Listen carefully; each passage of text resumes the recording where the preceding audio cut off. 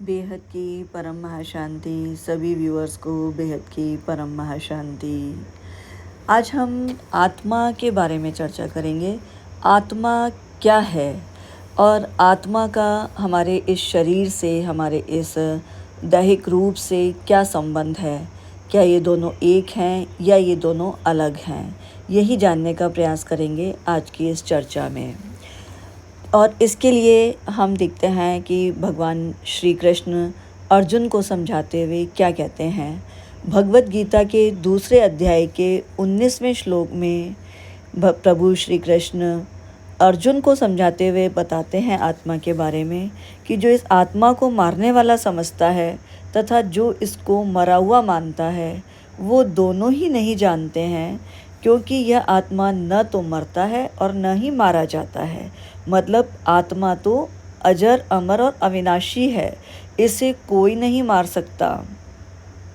यह आत्मा किसी भी काल में न तो जन्म लेता है और न ही मरता है। या हम ये कह सकते हैं कि आत्मा अजन्मा, नित्य, शाश्वत और पुरातन है। शरीर का तो नाश हो जाता है, परंतु आत्मा का नहीं। फिर दोबारा श्री कृष्ण कहते हैं, जो पुरुष इस आत्मा को नाश रहित, नित्य, अजन्मा और अव्यय जानता है, वह पुरुष कैसे किसको मरवाता है और कैसे किसको मारता है।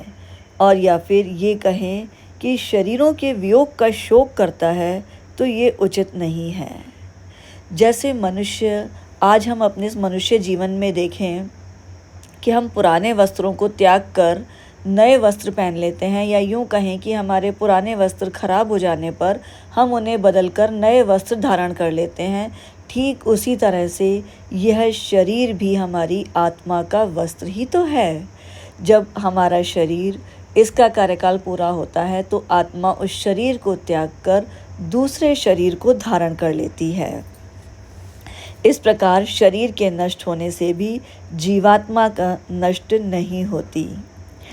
आगे श्री कृष्ण कहते हैं, हे अर्जुन, इस आत्मा को शस्त्रादि नहीं काट सकते और इसको आग नहीं जला सकती, और ना ही जल इसको गीला कर सकता है, और वायु इसे सुखा नहीं सकती, क्योंकि यह आत्मा अछेद्य है, अधाह है, अक्लेद्ध है, अशोष्य है, तथा यह आत्मा निसंदेह, नित्य, सर्वव्यापक, अचल, स्थिर रहने वाला और सनातन है।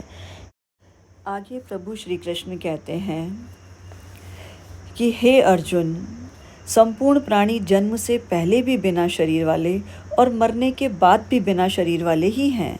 केवल बीच में ही तो ये शरीर वाले प्रतीत होते हैं, तो फिर इसमें क्या चिंता का विषय है।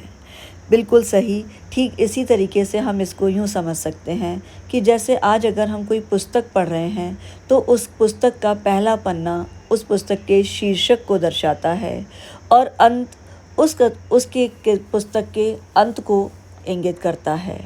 ठीक इसी तरीके से ये जीवन यात्रा इस शरीर को धारण करने से प्रारंभ होती है, और इस शरीर को धारण करने के पहले आत्मा के पास कोई शरीर नहीं होता। फिर आत्मा ये शरीर धारण करती है और ये जीवन रूपी यात्रा प्रारंभ होती है। यात्रा के अंत में आत्मा इस शरीर को त्यागती है और पुनः बिना शरीर वाली हो जाती है। इसका अर्थ है कि ये जीवन यात्रा सिर्फ इस शरीर की है, आत्मा की नहीं।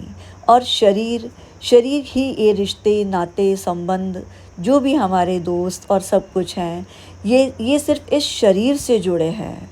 आत्मा के तो न जाने कितने जन्म हुए हैं। आत्मा का कभी नाश नहीं होता, क्योंकि ये तो अविनाशी है।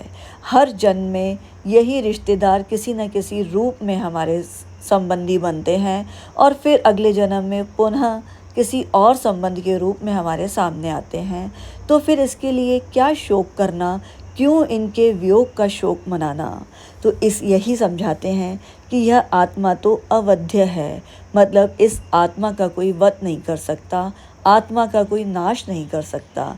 यही हमें अपने जीवन में समझने की आवश्यकता है कि हम अपनों से जुड़े हुए तो हैं, लेकिन ये हमारे हाथ में है कि हम मोह के बंधन में पड़कर हम इस जीवन यात्रा के चक्रव्यूह में ही उलझे रहते हैं, या मोह के बंधन को काट कर मोक्ष की तरफ अपना कदम बढ़ाते हैं।